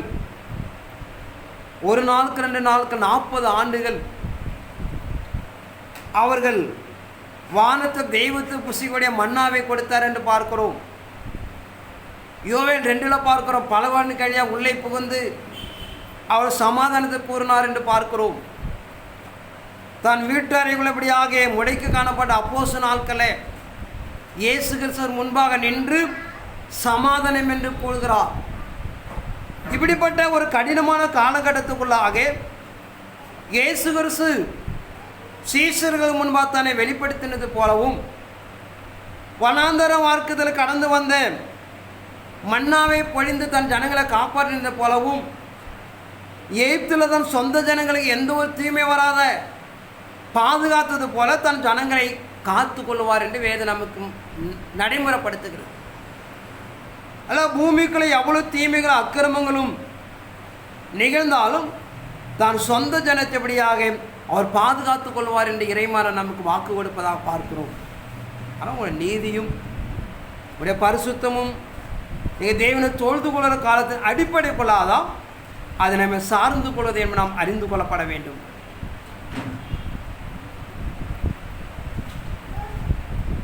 ஆனால் இறைமாருக்கு நாம் கட்டளை கொடுக்கிற பிரகாரம் நாம் எவ்வளவு தெளிந்த நிலையில் கடந்து போகிறோமோ நாம் காப்பாற்றிக் கொள்ள முடியும் என்று சொல்லப்படுவதாக பார்க்கிறோம். ஆனால் இயேசு கிறிஸ்துடைய நாட்கள் வெளிப்படுவதற்கு முன்பாக ஒரு பலத்த கிரியைகளை பூமியில் ஸ்தாபிக்கிறார். ஒரு பாவம் சாத்தானால் பூமி அதம் பண்ணப்படுகிறது. தேவனுடைய கோபாக்கினாலபடியாக பூமி ஒரு பெரிய பேரழிவை சந்திக்க போகிறது. ஆனால் ஆபுக்கு சொல்கிறார் கடைசி நாட்கள் என்று சில நிலைகளை திட்டம் செய்து வைத்திருக்கிறார். அதை அறிந்து நாம் கடந்து போய் இந்த பூமிக்கிற கூடாரத்தை நம்பி நாம் ஏமாந்து விடாமல் இந்த பூமிக்கிற கூடாரத்திலும் நாம் மறுமையை மைய வைத்து இனிவருக்கு நாட்களை நாம் கடந்து போவதற்கு ஒரு பரிசுத்த வாழ்க்கை அவசியம் என்பதை நாம் அறிந்து கொள்ளப்பட வேண்டும். இது ஒரு நீண்ட நாட்கள் அல்ல, நாம் சீக்கிரமாக நாட்களை எண்ணிக்கொண்டிருக்கிறோம். ஆனால் அது அடிப்படைக்குள்ளாக வேதத்து மகத்துவங்களை அறிந்து போதும் என்ற மனதோடு நாம் கடந்து போய் தேவராஜ்யத்தை தேடி நாம் கடந்து போவது நல்ல விஷயங்கள். எசேக்கியேல் தீர்க்கதரிசி 7ஆம் அதிகாரம் 1 வாசிப்போம்.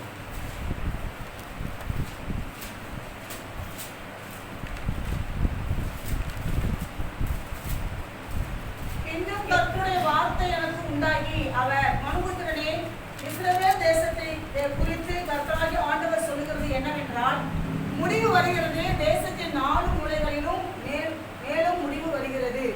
இப்பொழுதே உன்மேல் முடிவு வருகிறது. நான் என் கோபத்தை உன்மேல் வருவித்து உன் வழிகளுக்கு தக்கதாக உன்னை நியாயம் தீர்த்து உன் எல்லா அருவருப்புகளின் பலனையும் உன்மேல் வரப்பண்ணுவேன். என் கண் உன்னை தப்ப விடாது. நான் இறங்காமல் உன் வழிக்கு தக்கதை உன்மேல் வரப்பண்ணுவேன். உன் அருவருப்புகளுக்கு தக்கது உன் நடுவில் வந்திருக்கும். அப்பொழுது நாம் கர்த்தர் என்று அறிந்து கொள்வீர்கள். எசேக்கியேல் பக்தனை மூலம் கொண்டு அறிவிக்கிற பிரகாரம் முடிவு வருகிறது. தேசத்து 4 முனைகளும் முடிவு வருகிறது.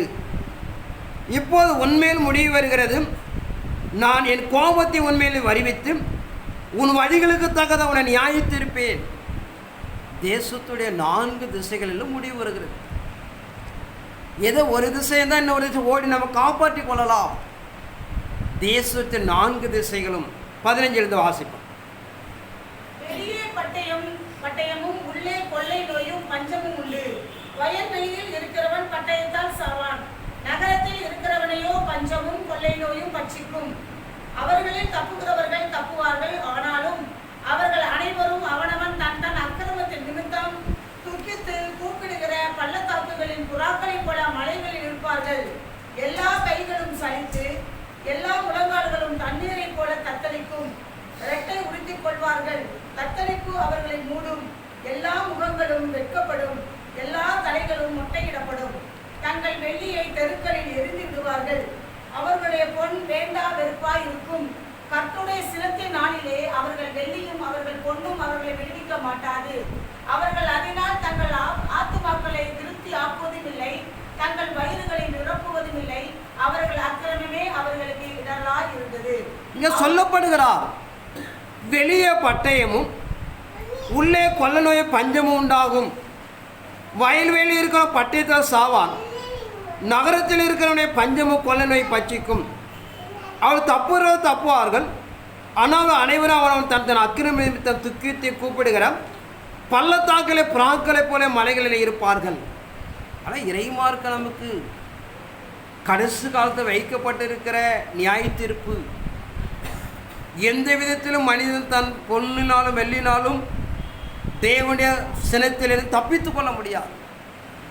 அவனுடைய நீதிகளே அவனை பாதுகாக்க என்று சொல்லப்படுவதாக பார்க்கிறோம். ஆனால் ஒரு கடினமான நாளை நாம் எதிர்கொண்டு போவதனாலே நாம் எப்படியாப்பட ஒரு பரிசுத்த வாழ்க்கை சுதந்திரித்து கொள்ளப்பட வேண்டும், நாம் தேவனுக்கு எவ்வளவு பிரியமாக வாழ வேண்டும் என்பதை நாம் நிதானித்து கொள்ளப்பட வேண்டும். ஆனால் தெய்வ சண்முகம் எதிர்பார்க்கிறவனமாக தன்னை பாதுகாத்து கொள்ள முயற்சியுங்கள். சமயம் கிடைக்கும்போதெல்லாம் தேவனை தேடி நீதியை வருஷித்து சாத்தான நிலையை அறிந்தாலும் தோற்கடிக்கப்பட வேண்டும். அவன் சிந்தைகளும் சுத்தங்களுக்கும் இடம் கொடுத்தீர் என்று சொன்னால் நாம் எதிர்கொள்கிற தெய்வ திட்டத்தை அவன் முற்றுமே அழித்து விடுவான். ஆனால் காலங்கள் ஒரு கடினமான காலம் இருப்பதனாலே நம்மளை ஏதாவது ஒரு சூழலை சிக்க வைக்கக்கூடியவன். அவனுக்கு தெரியும், எல்லா தந்திரமும் அறிந்தவன். நம்ம எந்த பாதையில் போனால் நம்ம இடல வைக்க முடியும்னு அறியக்கூடியவன். ஆனால் பாதைகளெல்லாம் சரி செய்து கொள்ளப்பட வேண்டும். நாம் போகிற ஒவ்வொரு வழிகளும் நாம் நிதானித்து கொள்ளப்பட வேண்டும். ஏன்னா பராக்கிரமசாலி, நாம் தந்திரவாளி, நாம் எப்படி வீழ்த்தப்பட வேண்டும் நாம் தெளிவாக தெரியும். நீங்கள் சுதாரித்து கொள்ளப்படவிட்டால் நாம் தெய்வத்திட்டபடியாக நாம் நிறைவேற்றி கொடுக்க முடியாது.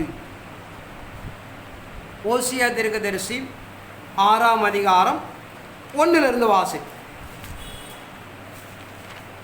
கர்த்தரிடத்தில் திரும்பவும் பாருங்கள். நம்மை பீறினார், அவரே நம்மை குணமாக்குவார். நம்மை அடித்தார், அவரே நம்முடைய காயங்களை கட்டுவார். 2 நாட்களுக்கு பின்பு அவர் நம்மை உயிர்ப்பிப்பார். 3ஆம் நாளில் நம்மை எழுப்புவார். அப்பொழுதே நாம் அவருடைய சமூகத்தில் பிழைத்திருப்போம். அப்பொழுதே நாம் அறிவடைந்து கர்த்தரை அறியும்படி தொடர்ந்து போவோம்.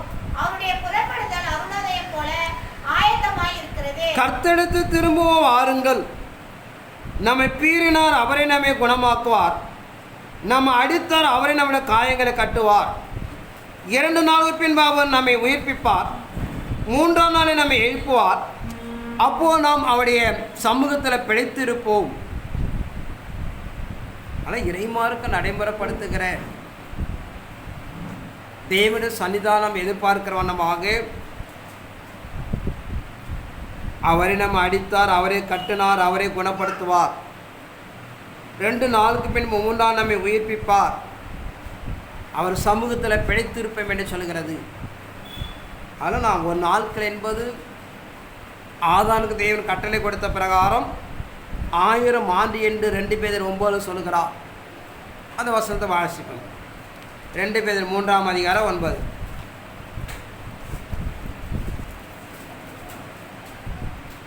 தாமதித்தார் என்று சிலர் எண்ணுகிறபடியே கர்த்தர் தமது வாக்குத்தத்தை குறித்து தாமதியாம் இராமல் ஒருவரும் கெட்டு போகாமல் எல்லோரும் மனதிரும்ப வேண்டும் என்று விரும்பி நம்மேல் நீடிய பொறுமையுள்ளவராய் இருக்கிறார். பிரியமானவரே, கர்த்தருக்கு ஒரு நாள் 1000 வருஷம் போலவும் 1000 வருஷம் ஒரு நாள் போல இருக்கிறேங்க. இந்த ஒரு காரியத்தை நீங்கள் அறியாதிருக்க கடவுள். தாமதிக்கிறேன்னு சொல்ல எண்ணுகிறபடி கர்த்தர் தமது வாக்குத்தத்தை குறித்து தாமதிராமல் ஒருவனை கெட்டு போகாமல் எல்லாரும் மனம் திரும்ப வேண்டும். நம்ம ஏற்கனவே ஆபுக்கு சொல்லுகிற பிரகாரம் குறித்த காலத்துக்கு என்று எழுதி வைத்திருக்கிறார். அது தாமதித்தாலும் பொய் சொல்லாது. ஏன் இந்த தாமதம் அப்படின்னு பார்த்தீங்கன்னா, அவர் தன் ஆதீனத்தில் சில வாக்கு பண்ணியிருக்கிறார். அந்த வாக்கை நிறைவேற்றி கொடுக்க முடியாமல் சில தாமதங்கள் நடக்கிறது. வெளிப்படுத்தின 7ஆம் அதிகாரம் 1 வாசிக்கும். இவைகளுக்கு பின்பு பூமி 4 திசைகளிலும் 4 தூதர்கள் நின்று பூமி மேலாவது சமுத்திரத்தின் மேலாவது ஒரு மரத்தின் மேலாவது காற்று அடியாதபடிக்கு பூமி 4 காற்றுகளையும் பிடித்திருக்க கண்டேன். ஜீவனுள்ள தேவனுடைய முத்திரை கோலுடைய வேறொரு தூதன் சூரியன் உதிக்கு திசையிலிருந்து ஏறி வர கண்டேன். அவன் பூமியையும் சமுத்திரத்தையும் சேதப்படுத்துகிறதற்கு அதிகாரம் பெற்ற அந்த 4 தூதரை நோக்கி, நாம் நமது தேவனுடைய ஊழியக்காரரின் நெற்றிகளில் முத்திரை போட்டு தீர்மளவும் பூமி கட்டளையிட்டான். இவைகளை பின்பு பூமியின் 4 திசைகளிலும் 4 தூதரன் என்று பூமியின் மேல் சமுத்திரத்தின் மேலாவதும் ஒரு மரத்தின் மேலாத காற்று அடியாதபடிக்கு பூமியின் 4 காற்றுகள் பிடித்திருக்க கண்டேன். ஜீவனுள்ள தேவனுடைய முத்திரை போலவுடைய வேறொருத்தர் சூரியன் உதிக்கிற திசையிலிருந்து ஏறி வர கண்டேன். அவன் பூமியும் சமுத்திரத்தையும் சேதப்படுத்துவதற்கு அதிகாரம் பெற்ற இந்த 4 தூதரை நோக்கி, நான் நம்ம தேவனுடைய ஊழியர்கள் நெற்றியில் முத்திரை போட்டு தீருமளவும் பூமியும் சமுத்திரத்தையும் மரங்களையும் சேதப்படுத்தாதீர்கள் என்று மகா சத்தமிட்டு கூப்பிட்டார். தேவன் தீர்மானிக்கப்பட்ட பிரகாரம் இறை சன்னிதானத்தில் மீட்டு கொள்ளப்பட வேண்டும் என்று தீர்மானித்த இந்த வாக்கு தத்துவத்தை நிறைவேற்ற காலம் தாமதமாகிறது. பூமியின் 4 திசையிலும் சேதப்படுத்தப்படுகிற தூதர்களை கொஞ்சம் எனக்கு உதவி செய்யுங்கள், தேவன் முத்திரை போடப்பட்ட காலத்தை நிறைவேற்றுகிற வரைக்கும் கொஞ்சம் உதவி செய்யுங்கள் என்று சொல்லுகிறார். ஆனால் சொல்லப்பட்ட அங்கு 2 பதில் கொடுக்கிறார். தாமதம் ஆகும், தாமதிக்க நான் விடமாட்டேன் என்று சொல்லுகிறார். இப்படிப்பட்ட இறை சமூகத்துக்குள்ளாக மனுக்குலை மீட்படைவதற்காக சாத்தானால் தடை செய்யப்படுவதனாலே கொஞ்சம் தாமதமாகிறது. ஆனாலும் ஒரு வார்த்தை ஒருபோதும் மாறாது என்று சொல்லப்பட்டதாக பார்க்கிறோம். எழுதப்பட்டதை ஒன்றும் அதில் சந்தேகப்பட வேண்டிய அவசியம் இல்லை. சில வாக்குத்தத்தை நிறைவேற்றி கொடுப்பதற்காக சாத்தாண்ட சூதுனாலும் வஞ்சகத்தினாலும் அவன் தடை செய்கிறான். தாமதித்தாலும் என்ன பண்ணோம், நடந்தே தீரும் என்று சொல்கிறார். ஆனால் நம்ம இறைமாருக்கு வாக்கு கொடுக்கிற பிரகாரம் அவர் தாமதிக்கிற பிறகு நாங்கள் அங்கே 2 அதை வாக்கு கொடுக்கிறார். தான் வாக்கு தத்துவத்தை குறித்து அது நிறைவேற்றி கொடுக்கப்பட என்பதற்காக அதை தாமதப்படுத்துகிறார் என்று சொல்லுகிறது. ஆனால் அவர் சொன்னதும் திட்டமான தீர்மானித்தது ஒன்றுமே மாற்றம் அடைய போவது அல்ல. ஒரு விசை அப்படின்னு புள்ளி வைக்கிறார், அவ்வளோதான். தாமதம் என்பது ஒரு நீண்ட காலம்லாம் போகிறதுக்கும் வாய்ப்பு கிடையாது. ஆனால் குறிக்கப்பட்ட காலத்தில் என்ன தீர்க்க தரிசனம் எழுதப்பட்டு இருப்பதனாலே அது திட்டப்படுத்தின பிரகாரம் அவர் செய்து முடிப்பார். அது ஒருபோதும் மாறாது என்பதை நாம் அறிந்து கொள்ளப்பட வேண்டும். ஆனால் இறைசனிதான் நாம் வாக்கு கொடுத்த பிரகாரம் அவர் தெளிவாக ஒவ்வொன்றும் நடைமுறைப்படுத்தி கொண்டே இருக்கிறார்.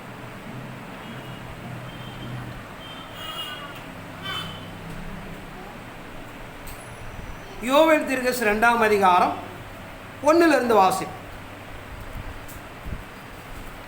சீயோனிலே எக்காளம் ஊதுங்கள், என் பரிசுத்த பர்வதத்திலே எச்சரிப்பின் சத்தமிடுங்கள். தேசத்தின் குடிகள் எல்லாம் தத்தளிக்க கடவர்கள், ஏனெனில் கர்த்தருடைய நாள் வருகிறது, அது சமீபமாய் இருக்கிறது. அது இருளும் அந்தகாரமுமான நாள், அது மப்பும் அந்தாரமுமான நாள். விடியற்கால வெளுப்பு பர்வதங்களின் மேல் பரவுகிறதோ, ஏராளமான பலத்த ஒரு ஜாதி தீவிரமாக வந்து பரவும். அப்படிப்பட்டது முன் ஒரு காலத்தில் உண்டானதும் இல்லை, இனி தலைமுறை தலைமுறையாக வரும் வருஷங்களில் உண்டாவதும் இல்லை. அவைகளுக்கு முன்னாக அக்கினி பட்சிக்கும், அவைகளுக்கு பின்னாக ஜுவாலை எரிக்கும். அவைகளுக்கு முன்னாக தேசம் ஏதேன் தோட்டத்தைப் போலவும், அவைகளுக்கு பின்னால பாழான வனாந்தரத்தைப் போலவும் இருக்கும். அவைகளுக்கு ஒன்றும் தப்பிப்போவதில்லை. அவைகளின் சாயல் குதிரைகளின் சாயலை ஒத்தது. அவைகள் குதிரை வீரனின் போல ஓடும். அவைகள் ஓடுகிற ரதங்களின் இரைச்சல் போலவும், செத்தைகளை எரிகிற அக்கினி ஜுவாலையின் இரைச்சல் போலவும். சீயோனிலே எக்காளம் ஊதுங்கள், என் பரிசுத்த பர்வதத்திலே எச்சரிப்புடன் சத்தமிடுங்கள். தேசத்தின் கூட எல்லாம் தத்தளிக்க கடவார்கள், எனில் கர்த்தருடைய நாள் வருகிற சமயமாய் இருக்கிறது. ஆனால் இறைமானுக்கு நமக்கு வாக்கு கொடுக்கிற பிரகாரம் தேவன் நம்ம சந்திக்க போகிற நாள் என்பது ஒரு கடினமான நாள் என்று சொல்லுகிறது. இப்படிப்ப நிறைய ரகசியங்களை எழுதி வைத்திருக்கிறார். நம்ம ஒரு சில மணி நேரத்தில் பிரசங்கத்தில் முடிக்க முடியாது. நமக்கும் நிலைப்படுத்துகிற பிரகாரம், நாம் எதிர்பார்த்து கொண்டிருக்கிற பிரகாரம் ஒரு பலமுள்ள கிரியைகளை தேவன் நடத்த போகிறார். அதற்குள்ளாக ஒரு பெரிய நியாய தீர்ப்பை பூமிக்குள்ளே செயல்படுத்த போகிறார். அதன் பிறகு மேசியபடியாக நாம் சந்திக்க போகிறார் என்று சொல்லப்பட்டதாக பார்க்கிறோம். ஆனால் ஆபுக்கு சொல்லுகிற பிரகாரம் குறித்த காலத்தில் தரிசனங்கள் எழுதப்பட்டிருக்கிறது. அது கடைசி காலத்தில் விளங்க செய்கிறார். அந்த கடைசி நாட்கள் நாம் நின்று கொண்டிருப்பதனாலே நாம் ஜாக்கிரதையாக நாம் கையாளப்பட வேண்டும். ஜாக்கிரதையாக இருந்து நாம் தெய்வத்திட்டபடியாக நாம் நிறைவேற்றி கொடுக்க நாம் முன்வர வேண்டும். ஆனால் இப்படிப்பட்ட நிலைகளை நாம் நடைமுறைப்படுத்துவனாலே நாம் எந்த கோணத்தை பூமிக்குள்ளாக நம்பி இருக்கிறோமோ வானம் பூமி சமுத்திரம் எல்லாம் உங்களுக்கெல்லாம் எதிரியாக மாறப்போகிறது. பூமியில் இருக்கிற மனிதனெல்லாம் உங்களை எதிரியாக மாறப்போகிறார். அதில் ஒரு கடினமான காலத்தை எதிர்பார்த்து கொண்டிருப்பதனாலே வேதம் நமக்கு எதை மையப்படுத்துதுன்னு பார்த்தீங்கன்னா நீதிகளை உங்களை காப்பாற்றுகிறது. நீங்கள் தேவனை எந்த அளவுக்கு பின்பற்றி கடந்து போய் தேவனுக்கு பயந்து வாழுகிறீர்களோ அதுவே நம்ம தப்பி வைக்கப்படும் என்று சொல்லப்படுதா பார்க்கிறோம். இப்படி பல இன்னும் ரகசியங்கள் நிறைய எழுதி வைத்திருக்கிறார். ஆனால் இனி ஒரு காலம் சமாதானத்து காலம் அல்ல, உபத்திரத்தில் ஒரு உச்சத்தை நாம் நிலைப்பட போகிறோம்.